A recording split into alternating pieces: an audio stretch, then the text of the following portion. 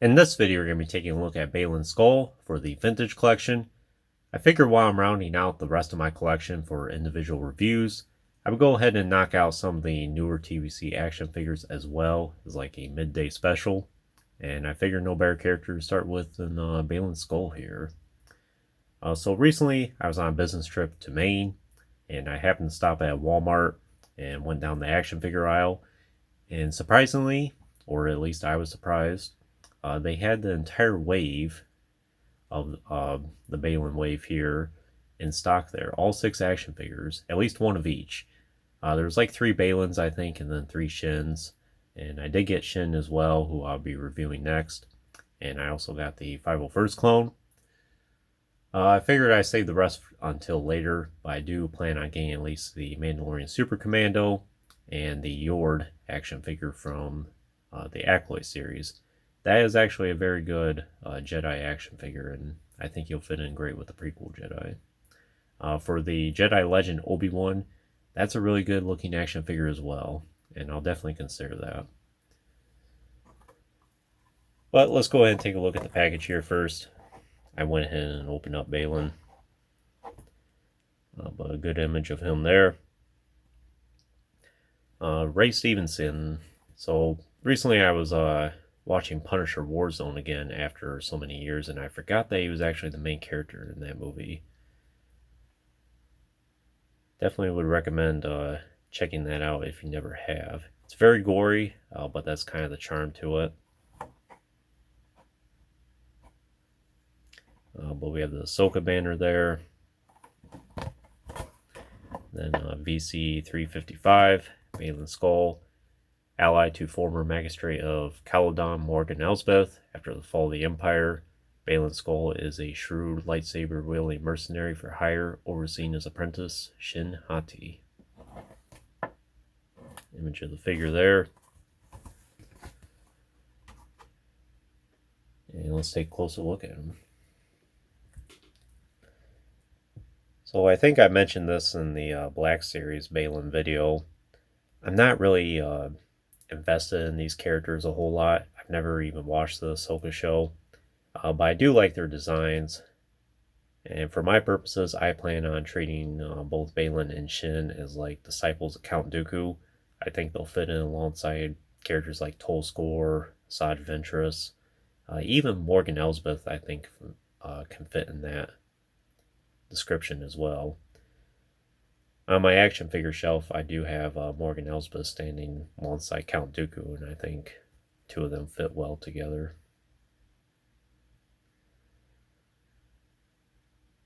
And I might make a video just for that at some point, as like a Dark Disciples of Count Dooku video. So the head sculpt looks really good, probably one of the best head sculpts that Hasbro's ever done. The face printing tech turned out perfect. It's a very faithful appearance to Ray Stevenson. Hair looks good. A lot of great details. The beard turned out well as well. Hasbro's always kind of struggled through the years with beards. It's a very neutral expression. Armor here looks good. The shoulder armors on the O-ring for the extra flexibility. He has the blue hue all throughout his armor there. Have the gauntlets. Have the skirt here, which does have various cuts all throughout for the extra flexibility. And then you have his trousers here, which are all black. And then you have his boots with the beveled ends. He is super articulated, exactly what you would expect in TVC these days. All the joints are really fluid, and nothing feels fragile either. I know on a lot of the TVC action figures I've mentioned a lot of the parts feel fragile. Definitely not the case here. Everything feels pretty good. The swivel thigh there, the hinged knees, and the rocker ankles and the hinged ankles, and even with the beveled ends, it's not too restrictive. Just have to work with that a little bit.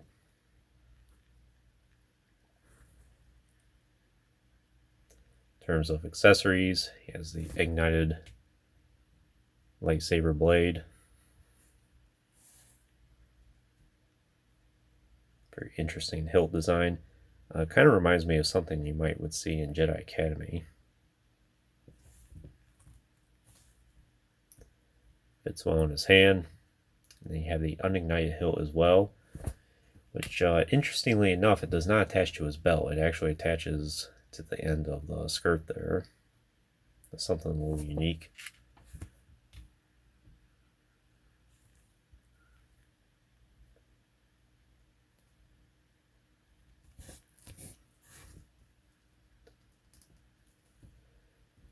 Fits in place pretty good.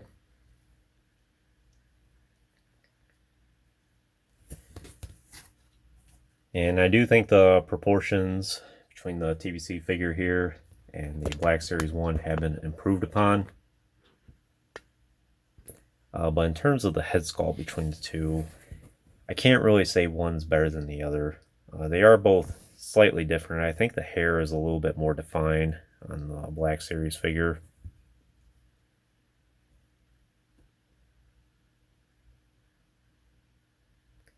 See differences there. Both are great in their own way. But it is a shame that they did not include a cape for the TVC action figures so far. I wouldn't be surprised if they tried doing a re-release of him as like a deluxe action figure or as part of a set or something along those lines. Seems to be something Hasbro would do. Especially with Baylan here, I'm fairly certain is all new tooling, and these days it sounds like Hasbro doesn't really break even with the first release of new tooling, so I'm sure they would like to reutilize a lot of these parts, try and get the return on their investment.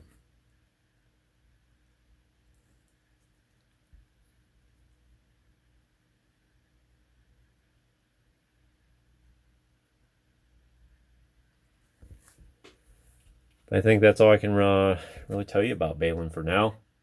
Definitely a recommended action figure for your collection. Even if you are like me and you've never watched this show and you're not really interested in the Disney canon at all, like I said, I think he'll fit in great as like a disciple to Count Dooku in that Clone Wars era. Good thing about action figure collecting is you can use your imagination and basically make up any story you want for these characters. So they don't have to be totally accurate to what we see in the show.